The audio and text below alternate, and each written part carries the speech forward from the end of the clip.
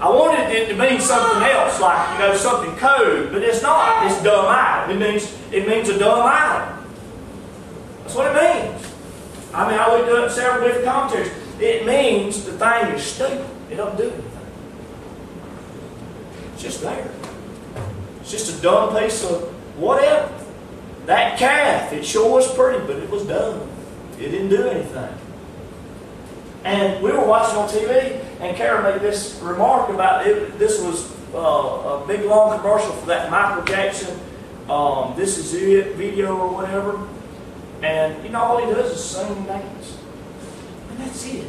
Literally, this man has for no other reason, because he ain't pretty.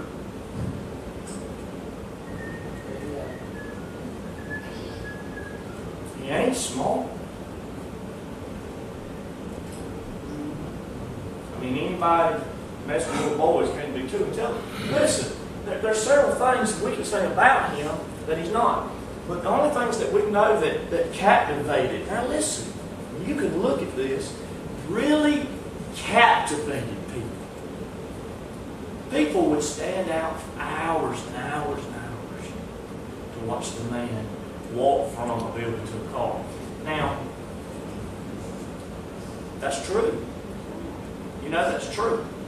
Now, when we say that, it sounds stupid. Now, imagine what it looks like to God, or what it sounds like to God.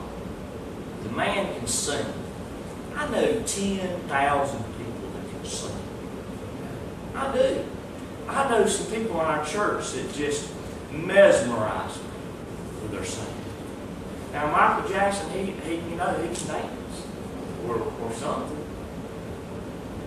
What is that? You know, and what is so strange to me, and I'm going to go on and on because I'm really serious about this.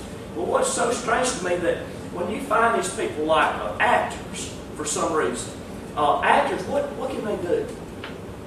Memorize lines. They really don't even memorize their lines. You know that? They memorize 4 or 5 and doing the scene, and then they go on to the next time. But all of a sudden, because they're an actor, it's because people like their movies and begin to follow them. They all of a sudden know the answers of the world. People go to them for, what should we do about 9/11? Why would you ask that person? Why don't you stop and ask some of these pastors that studied for 10, 15, 20 years? We stop and we ask somebody, and this is how stupid we are. We stop and ask somebody that's an actor or a singer. There's one country song, this man, he's talking, and I can't remember all what the song was about, but he says, I'm a writer of simple songs. He's claiming, and he's had that too. He's had people come to him and just say, well, how do we fix the world? And he told you in that song he didn't know the difference between Iran and Iraq. But we will let an actor or a musician or some entertainment person take over our mind and our heart. And there's no other way to put that or label that besides we have taken them as an idol.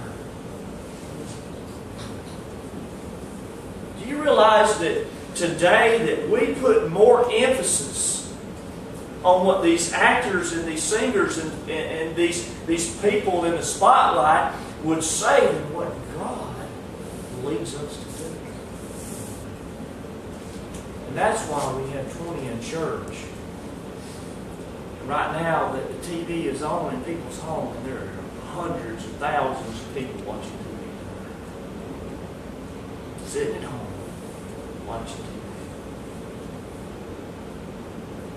And we want to back up and say, we don't have false gods. We don't serve false gods. We don't have no golden calves around. We don't have no statues that we kneel down to. You know what? Let's call it like it is. We do.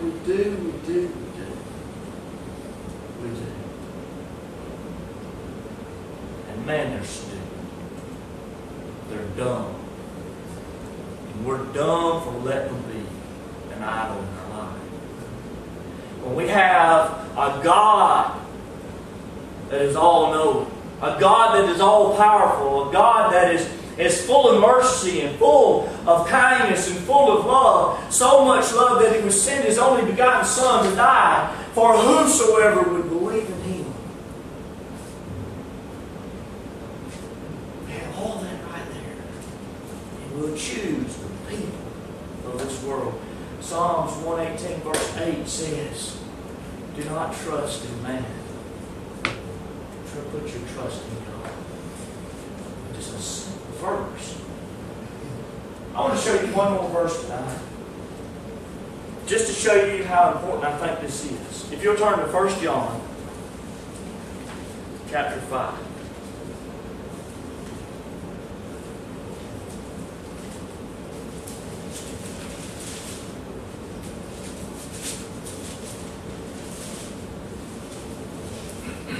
John chapter 5, the very last verse, it says, little children, keep yourselves from idols. Amen.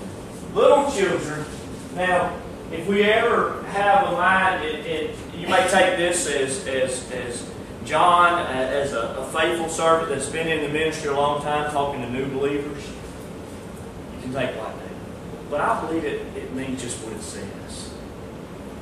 It's so important that we start with our children, our real children, our kids that are in children's church, our kids that are growing up and absorbing everything that this world has to offer, and that little bit of church they get each week. I think that they're so important that this verse is talking to them. Little children, keep yourselves from idols. Little children, it is so important not to start when we've grown up and we've moved out and we start talking then about what an idol is, but it's so important that these kids know today that Hannah Montana, she may be cool to watch, but she don't come for church. She doesn't come for reading our Bible or doing our prayers. It's so important to know that these people that are on the radio, they're just singers. These people that are on TV, they're just entertainers. And even though it looks like the dog can fly, he really can't fly. You understand? It's a movie. It's TV.